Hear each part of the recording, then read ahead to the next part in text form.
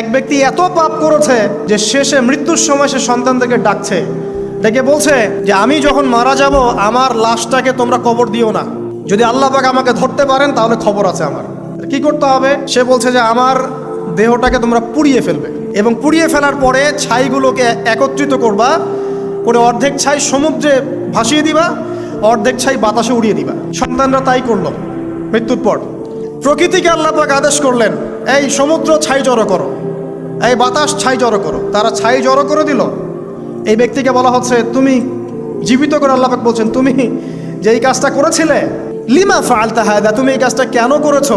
তখন এই ব্যক্তি উত্তর দিচ্ছে, মিন খাশিয়াতিকা ইয়া রাব্বি ওয়া আনতা আ'লাম, হে আল্লাহ আমি আমার বুঝে যা এসেছে আপনার ভয়েই আমি এই কাজটা করেছি, আর আপনি খুব ভালো করেই জানেন যে আমি আপনার ভয়ে করেছি নাকি অন্য কোনো কারণে করেছি, মানে আপনি আমার মনের কথা জানেন।